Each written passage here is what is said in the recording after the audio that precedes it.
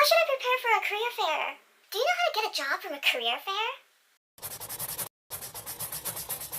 Hi, welcome back to my channel. So recently I had a chance, an opportunity to go back to UC Berkeley to help recruit some of the people at career fairs. Being on the other side of the table, it totally just brings me back to the days when I was back at UC Berkeley when I was going to these career fairs. So I was really confused initially, and I think throughout my few years at Berkeley of the so many career fairs that I've been to, and now having had the opportunity to be the person who is talking to the students, I thought today would be a great chance for me to share you my ultimate game plan for what you should do before a career fair, during a career fair, and also after a career fair. Hello, Editing Mandy here.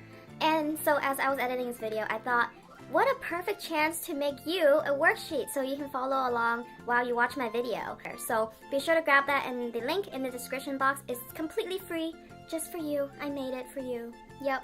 And throughout this video, you might see references to the worksheet so you can follow along. So be sure to grab that before you keep watching. So first of all, you want to know why you want to go to this career fair. Are you looking for an internship? Are you looking for a full-time position? Are you looking for research? Are you looking to just chill around and learn about companies that are there? Do you want to learn more about the company cultures, or do you want to learn more about the recruiting process? So all of these things are the reasons why you're going to a career fair, and knowing these initially will help you a lot with how to get the most out of your experience. So the first thing that you need to do before going to a career fair is coming up with a game plan. Yes, we're totally gonna turn this into a game because we're trying to maximize our experience, right? So what I mean by game plan is that first of all, you want to look at, if you can, beforehand, all of the companies that are gonna be there. And so let's say I have a list of all the companies that are going to be there. I pick out the ones that, oh, I kind of know this one, I kind of know this one, oh, this one's really big, everyone knows them. And there are just 10 of them that I have no idea what they are. Sure. So having the list of companies will really help you determine which booths you're going to go to while you're in there, right? And kind of when you're in there, you don't have time to think about which, well, you do, but minimally, you want to minimize the time that you're thinking in the career fair, right? So we're gonna do all the preparation so that we don't have to think as much when we were there. One of the things that I would recommend starting with is going to a few companies that you kind of know about, because initially when you walk into the career fair, you're going to be super overwhelmed and you're not going to know how to talk. And those companies are going to be the ones that help you get more comfortable as you talk to other companies that you're really interested in. So the third thing that we're gonna prep is your materials. And by materials, I mean your resume. You wrote your resume, right? So you should know everything that's on it. The person who you're gonna talk to could randomly pick out anything that they're interested in. So you better be comfortable talking about any of them. In at least 3 sentences where 1, you're going to tell them basically what the project or what the internship is about. 2, what was your role? And 3, what was your significance in the project? What did you do that made this project succeed, essentially? Succeed or fail, it's an experience, but you want to tell what's your part in the project. And you want to know your resume in and out. And you want to practice actually talking to people about these experiences that you've listed on your resume. The more you practice, the more natural it's gonna be. You have 2 minutes, 3 minutes, and they're most likely only going to ask you about one experience on your resume. So make it count. So the fourth thing that you want to practice before your career fair is your first impressions. We're not all naturally talented in meeting people, right? And also there's even a trick, because you have such a limited time in meeting that person. You want to make your introductions short and sweet. When you go up to someone, maybe even before they ask you to introduce yourself, you want to be like, oh, hi, my name is Mandy. I'm a junior at UC Berkeley and I am majoring in computer science and I'm looking for an internship for next summer. I'm really interested in your company because X, Y, and Z. So first impression is not only what you say, it's also your handshakes.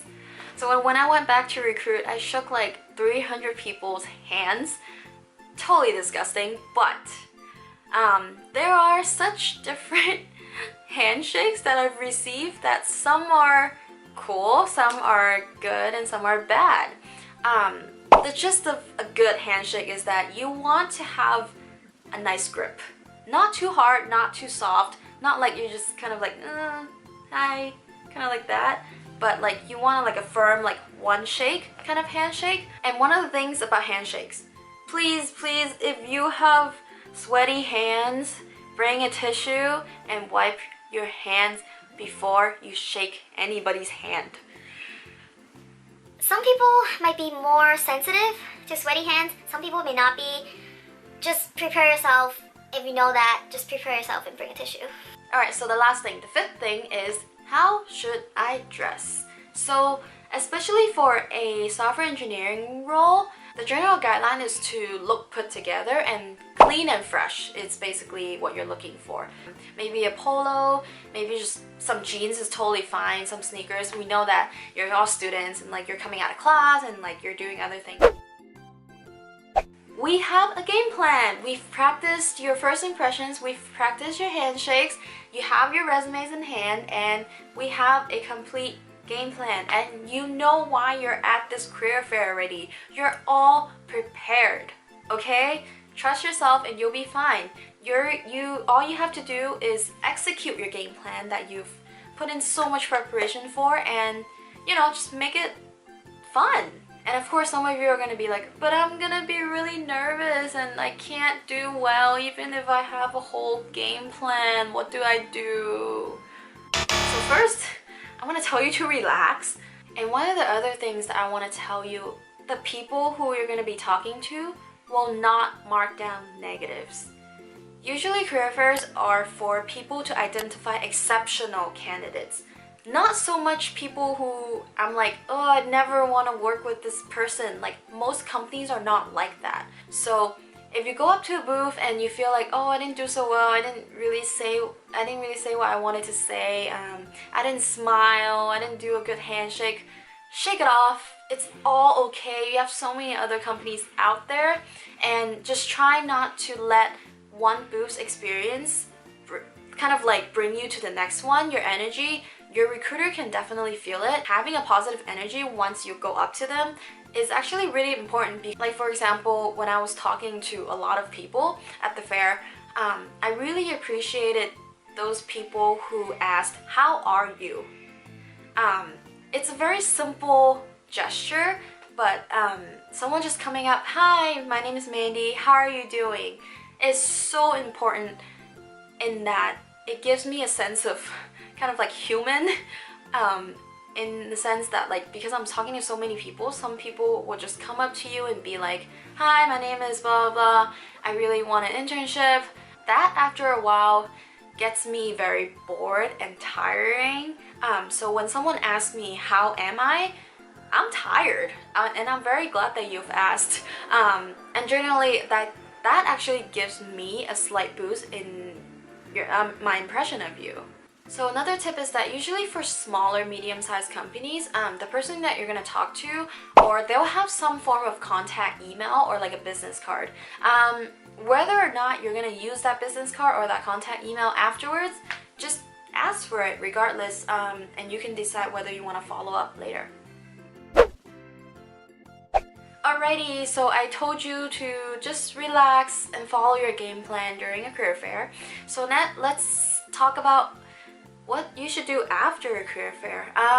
There's a lot of following up to do. So as I mentioned, if you've gotten any business cards, if you've gotten any contact information, any LinkedIn information, go follow them, go follow up. If someone asked you to apply online, then go ahead and apply online to their positions, and then also look up companies that you might have saw that were interesting to you, and you can look them up and kind of just learn more about what companies are out there, just for your future reference, whether it be now you want to apply or in the future if you want to apply. Going the extra mile is, if you've gotten like a business card or a contact, you can go ahead and email them. Send them a thank you email. Thank you for talking to me. It was really nice meeting you. I hope that we can work together someday, etc. Thank you. A very like 2-sentence, 3-sentence thank you email is actually a very nice gesture, and it's for the people who goes the extra mile. Oh, and don't forget, when you email them, attach your resume. Alrighty, so those are the things that I would suggest doing before, during, and after your interview. Having that game plan is so important because it just makes you feel a lot more comfortable going into this such overwhelming environment. In order to survive, being prepared, I feel like, is the best strategy. Based on my past experience, I've done a lot of the research that I mentioned. I have a mini game plan before I go to a career fair, and I feel like a lot of them did help me while I was in there, because I already kind of have a good sense of what I would be doing in the career fair, and it's just kind of repeat as I talk to all of these companies, right? The simple things like having a nice handshake, having a smile on your face, having a positive energy, and just genuinely showing that you have an interest is pretty important in building your first relationship, and maybe even landing your interview like right on the spot.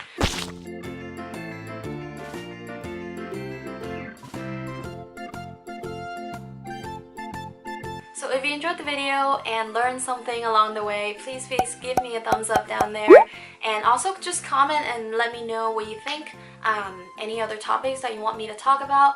And if you are new here, be sure to click the subscribe button and also the bell next to it so that you can get notified on whenever I post a new video. I'll see you next time. Bye!